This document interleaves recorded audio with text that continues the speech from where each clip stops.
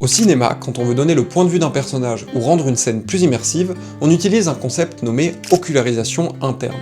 Et vous allez voir, ça a un rôle dans la perception psychologique que l'on a des personnages. En gros, l'ocularisation interne correspond aux passages durant lesquels le point de vue offert par le film correspond à celui de l'un des personnages présents dans la scène. Mais ça ne se résume pas seulement à filmer en caméra subjective à la première personne comme dans les jeux vidéo. Par exemple, un champ contre champ commençant par un gros plan sur le visage d'un personnage laisse sous-entendre que le plan suivant montre ce qu'il est en train de regarder. Mais ce n'est pas tout, car cela vaut aussi pour le son. Dans ce cas, on parle de l'auricularisation interne, lorsque l'on entend précisément ce que l'un des personnages entend. Par exemple, un acouphène après une explosion. Ces deux outils permettent de nous faire ressentir la perception particulière d'un personnage face à une situation.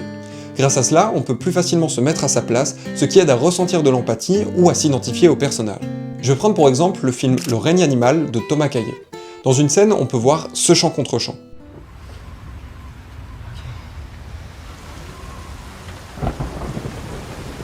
Évidemment, un extrait si court ne retranscrit pas le message du film très clairement, mais on sent bien qu'Émile, le personnage, est effrayé par la forêt et ce qui peut s'y cacher.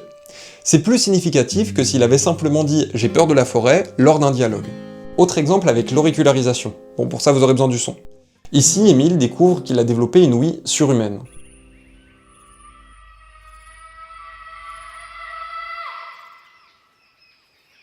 Grâce à ça, on prend conscience de la particularité de sa situation. Il ne perçoit pas les mêmes choses que nous. De nouveau, c'est plus significatif de nous faire entendre comme lui que de simplement énoncer qu'il n'entend pas les mêmes choses que nous. Ces deux outils, ocularisation et auricularisation, ont été théorisés par le sémiologue François Jost.